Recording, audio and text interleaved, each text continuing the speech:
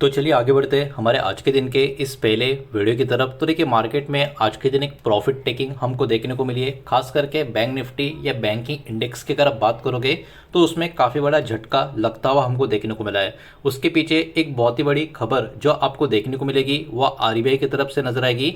Because नया credit rule का जो इम्पैक्ट है वही आज के दिन बाजार में हमको देखने को मिला है। इस रूल को एकदम ईजी लैंग्वेज में मैं आपके सामने प्रेजेंट करूंगा ताकि आपके मन में किसी भी तरीके का कोई डाउट ही ना रहे। तो चलिए जल्दी से आगे बढ़ते हैं। तो जैसा कि यहाँ पर आप देख सकते हो आरबीआई ने एक्चुअली नया रूल अब मार्केट में इंट्रोड्यूस कर दिया है, या फिर आप कह सकते हो सेक्टर में इंट्रोड्यूस कर दिया है। और ये रूल है ईसीएल का। इसका मतलब क्या, एक्सपेक्टेड क्रेडिट लॉस। अब ये एक्चुअली चीज़ है क्या, ये वर्क कैसे करेगी, ये एक एक चीज़ आपको यहाँ पर मैं समझाने का कोशिश करता हूँ। तो देखिए यहाँ पर इसका मतलब ये होगा कि बैंकों को अभी एस्टिमेट करना पड़ेगा फ्यूचर का लोन का लॉस कितना हो सकता है एडवांस में। ठीक है, मतलब बैंकों को अभी ये रूल के हिसाब से पहले से ही सोचना होगा, डिसाइड करना होगा, एस्टिमेट करना होगा कि भविष्य में लोन का लॉस हमको कितना हो सकता है। ये सब एडवांस में करना होगा। अब देखिए अर्लियर मतलब अभी का सिस्टम कैसे चल रहा था, बैंक लॉस रिकॉर्ड तब कर रहे थे जब वो होता था। ठीक है, अभी तक का सिस्टम कैसा था, बैंक को जब लॉस हो रहा था तब वो रिकॉर्ड कर रहे थे। लेकिन आरबीआई का जो ये नया रूल है ये क्या कर रहा है, ये बैंकों को अब भविष्य में पहले से ही वो लॉस आपको एस्टिमेट करना होगा। इसके हिसाब से आपको पहले से ही उसकी तैयारी करनी होगी। ये इस टाइप का रूल आपको देखने को मिल रहा है। तो ये नया सिस्टम जो आरबीआई अभी इंट्रोड्यूस करते हुए जो आपको देखने को मिल रही है, ये फॉरवर्ड लुकिंग या फ्यूचर बेस्ड इसको आप बोल सकते हो। अब देखिए ये रूल जो लाया गया है ये किस लिए लाया गया है, क्योंकि ये जो बैंक्स है आने वाले समय में और भी मजबूत हो जाए और लॉन्ग टर्म के लिए काफ़ी सेफ हो जाए। इसके वजह से आरबीआई ने ये डिसीजन लिया है। ये भी आरबीआई ने अपने कमेंट्री में बोला है। अब देखिए इन्वेस्टर्स को यहाँ पर कंसर्न क्यों है, क्योंकि देखिए जब भी कोई एक बड़ा डिसीजन मार्केट में आ जाता है जो किसी एक कंपनी के लिए नहीं बल्कि पूरे के पूरे इकोसिस्टम या पूरे के पूरे सेक्टर इंडस्ट्री के लिए होता है, तो उसका कोई ना कोई कंसर्न मार्केट में होता ही होता है। तो देखिए अभी इन्वेस्टर का कंसर्न क्यों है और क्या है। तो इन्वेस्टर्स का यही मानना है कि बैंक्स को अभी कहीं ना कहीं ज़रूरत पड़ेगी keep more money as reserve, मतलब अब बैंकों को और भी पैसा रिजर्व में रखना होगा। प्रोविजनिंग जो बैंक करते आ रही है उसको और भी इंक्रीज करना होगा, मतलब जो लॉसेस के लिए एक्स्ट्रा बफर यहाँ पर बैंकों को रखना होगा। जिसके कारण क्या हो सकता है, बैंकों का जो प्रॉफिट है और भी रिड्यूस हो सकता है और रिटर्न ऑन कैपिटल यानी आरओसी जो है वो भी नीचे की तरफ जा सकता है। ये इन्वेस्टर का कंसर्न है। इसके वजह से आज के दिन बैंकिंग स्टॉक में, बैंकिंग इंडेक्स में या फाइनेंशियल स्टॉक्स में हमको आज के दिन एक अच्छी खासी बिकवाली देखने को मिली है। इसके वजह से मार्केट का रिएक्शन कहीं ना कहीं इनिशियल नर्वसनेस, जब इतने बड़े डिसीजन मार्केट में अचानक से आ जाते हैं खास करके आरबीआई की तरफ से, तो इस टाइप का रिएक्शन मार्केट में हमको देखने को मिलता है। तो देखिए ये वाला डिसीजन तो पूरे के पूरे इंडिया के बैंकिंग सिस्टम पर लागू होता है, लेकिन वही बात है इंडिया के बैंकिंग में बहुत सारे मेजर नाम आपको देखने को मिलेंगे, जिसमें HDFC bank, ICICI bank, SBI, axis bank, Kotak bank, IndusInd bank, ये सब कुछ आपको देखने को मिलेंगे। अब देखिए ओवरऑल अगर हम बात करें तो आपके मन में भी ये सवाल हो सकता है कि ये 6 नाम आपको मैं क्यों दिखा रहा हूँ, इसके अलावा भी तो बहुत सारे बैंक है, उनके ऊपर प्रेशर नहीं आएगा क्या। तो देखिए ये वाला रूल तो पूरे बैंक सिस्टम के लिए लागू हो चुका है, लेकिन जो 6 बैंकों के नाम मैंने अभी आपको दिखाए ना वो हाई रिस्की लोन्स के ऊपर ज़्यादा करके आपको देखने को मिलेंगे, और इसका मतलब प्रेशर इनके ऊपर और भी ज़्यादा आता हुआ आपको नज़र आ सकता है। तो देखिए जियो बैंकों के ऊपर और भी हाई रिस्क की लोन्स आपको देखने को मिलेंगे, उनके ऊपर इसका प्रेशर भी और एडअप होता हुआ आपको नजर आएगा। तो ये सारी चीज़ें भी यहाँ पर आपको ध्यान में रखनी है।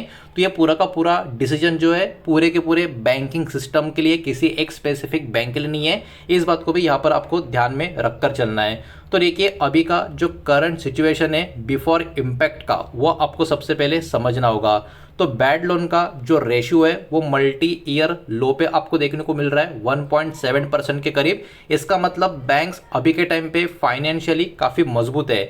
लेकिन अब जो ये आरबीआई का ईसीएल का जो डिसीजन आ चुका है, मार्केट में कहीं ना कहीं यही माना जा रहा है कि ये एक्स्ट्रा कॉम्प्लेक्सिटी और एक अनसर्टेनिटी ग्लोबल कंडीशन के हिसाब से अभी और भी एडअप करता हुआ जाएगा। बिकॉज अभी ग्लोबल लेवल पे जो सारी चीज़ें चल रही है उस समय ऐसा डिसीजन आरबीआई की तरफ से आना वो कहीं ना कहीं थोड़ा सा माहौल को और खराब करने का काम कर सकता है, यही मार्केट में अभी के टाइम पे माना जा रहा है। ग्लोबल फैक्टर जो और इस प्रेशर को एडअप करते हुए जो नजर आ रहे या आ सकते हैं, उसमें ऑयल का प्राइस जो बढ़ रहा है वो एक फैक्टर आपको नजर आएगा। ब्रेंट क्रूड ऑयल अभी $100+ के हिसाब से आपको देखने को मिलेगा। इंडिया का जो इंपोर्ट है ऑयल का 85% का है, ये तो आपको पता होगा, तो ये भी कोई बहुत अच्छी पॉजिटिव चीज़ आपको देखने को नहीं मिलेगी। इसका इम्पैक्ट कहीं ना कहीं इन्फ्लेशन ऊपर की तरफ जाने का, इंपोर्ट बिल और भी बड़ा होने का यहाँ पर हमको देखने को मिल सकता है। ये ग्लोबल फैक्टर भी और इस पर्टिकुलर डिसीजन में एडअप होते हुए आपको नजर आएंगे। अब देखिए रुपया भी कमजोर हो रहा है, आईएनआर अब कंपेयर टू डॉलर 94+ लेवल पे जा रहा है, मतलब रुपए में कमजोरी भी आपको देखने को मिल रही है। इसके कारण जो कॉस्ट होगा इंपोर्ट्स का वो भी बढ़ता हुआ नजर आएगा, और इसका जो अफेक्ट है फॉरेन इन्वेस्टमेंट सेंटिमेंट्स के ऊपर भी होता हुआ नजर आएगा। तो ये बहुत सारी चीजें जो आपको देखने को मिल रही है वो भी ऑब्वियस सी बात है फाइनेंस बैंकिंग से कनेक्टेड आपको नजर आएगी, और ऊपर से ऐसे माहौल पे आरबीआई का जो डिसीजन आया है उसके कारण मार्केट में अभी के टाइम पे थोड़ा सा अनसर्टेनिटी, थोड़ा चिंता यहाँ पर बना हुआ है। अभी और थोड़ा आगे बढ़ते हैं, चीज़ों को और समझने की कोशिश करते हैं, लेकिन वीडियो को प्लीज़ लाइक कर देना, वीडियो को शेयर कर देना। पहली बार चैनल पे आ चुके हो तो चैनल को भी सब्सक्राइब जरूर कर देना। तो देखिए ग्लोबल लेवल के जो सेंट्रल बैंक्स है उसमें अगर हम बात करें यूएस फेडरल रिजर्व की, तो इंटरेस्ट रेट का अनसर्टेनिटी रहेगा, ये बात उनकी तरफ से भी हमको देखने को मिल रही है। बैंक ऑफ जापान की बात करें वहां से भी हॉकिश सिग्नल्स आपको देखने को मिलेंगे।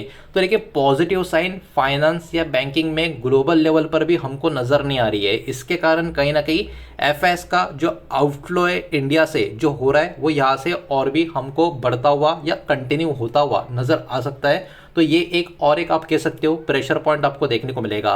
एफएस का सेलिंग प्रेशर की अगर हम बात करें, अप्रैल 2026 का जो आउटफ्लो है 48,000 करोड़ से भी ज्यादा घाटे की आउटफ्लो है, मतलब एफएस ने अपना इतना जबरदस्त आप कह सकते हो पैसा हमारे मार्केट से निकाला है। ईयर टू डेट की बात करें, इस साल की 1 जनवरी से अब तक की बात करें, 1.8 लाख करोड़ का अमाउंट या आप कह सकते हो कैपिटल एफएस का सेलिंग में हमारे मार्केट से आपको नजर आएगा।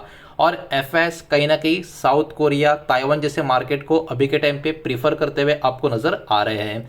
प्रॉफिटेबिलिटी प्रेशर बैंकों के ऊपर अभी नजर आता हुआ हमको देखने को मिल सकता है, बिकॉज ईसीएल का प्रोविजनिंग जो है वह हायर होता हुआ नजर आएगा, रुपीस कमजोर है, उसके अलावा ऑयल का प्राइस ऊपर की तरफ जा रहा है और एफआईएस की सेलिंग भी कंटिन्यू हो रही है। तो ये सारी चीजें कहीं ना कहीं बैंकों के ऊपर प्रेशर ऐड करने का काम कर सकती है, जिसका नतीजा बैंकों का आरओई मतलब रिटर्न ऑन इक्विटी के ऊपर होता हुआ नजर आएगा, और प्रॉफिट का जो ग्रोथ है वो भी बैंकों का स्लो डाउन होता हुआ हमको नजर आ सकता है। मार्केट में इसका इंपैक्ट आज के दिन हमको नेगेटिव भी देखने को मिला है।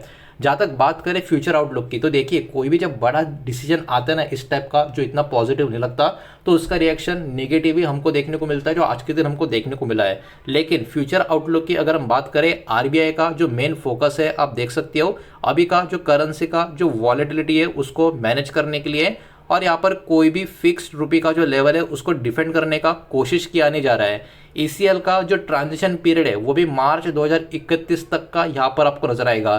तो ये चीज़ भी यहाँ पर हमको ध्यान में रखनी होगी कि ये डिसीजन की वजह से और ग्लोबल लेवल पर जो चीज़ें चल रही है उसके कारण बैंकों में या फाइनेंस कैटेगरी में हमको प्रेशर बैंकों के ऊपर देखने को मिले। लेकिन यही चीज़ लॉन्ग टर्म में स्ट्रॉन्गर और मोर स्टेबल बैंकिंग सिस्टम को यहाँ पर करती हुई नजर आ सकती है। इसी के वजह से आरबीआई ने अभी के टाइम पे ये वाला जो ईसीएल का डिसीजन है वो यहाँ पर अनाउंस करने का काम किया है। तो ओवरऑल की टेक अवे इस पूरा का पूरा रिपोर्ट का अगर आपको समझना है, शॉर्ट टर्म में प्रॉफिट के ऊपर प्रेशर बैंकों के रह सकता है, लेकिन लॉन्ग टर्म में यही चीज बैंकों को मजबूत बनाने का काम कर सकती है। ये वाला चीज यहाँ पर आउटकम निकलकर इस रिपोर्ट से आ रहा है। तो कहीं ना कहीं रिपोर्ट अपने आप में काफी जरूरी है, काफी इंपॉर्टेंट है, जो मैंने आपको इस वीडियो के माध्यम से जितना हो सकता है उतना ईजी वे में समझाने का कोशिश किया है। और जो भी डेटा है वो पूरा का पूरा एजुकेशनल इंफॉर्मेशनल पर्पस के हिसाब से ही है, पब्लिकली अवेलेबल डेटा है। मार्केट डेवलपमेंट के ऊपर जो भी अपडेट्स थे वही मैंने आपके सामने प्रोवाइड किए हैं। किसी भी तरीके का बाय सेल का एडवाइस, इन्वेस्टमेंट का एडवाइस मैं आपको प्रोवाइड नहीं कर रहा हूँ, रिकमेंडेशन नहीं दे रहा हूँ, इस बात को भी यहाँ पर आप ध्यान में रखें। उम्मीद करता हूँ वीडियो समझ आया होगा, पसंद आया होगा तो वीडियो को लाइक करें, दोस्तों शेयर करें। पहली बार चैनल पे आ चुके हो तो सब्सक्राइब भी कर देना, और कोई भी स्टॉक में निवेश करने से पहले खुद की स्टडी रिसर्च जरूर करें, फाइनेंशियल एडवाइजर की सलाह जरूर ले। मिलते हैं नेक्स्ट वीडियो में, धन्यवाद।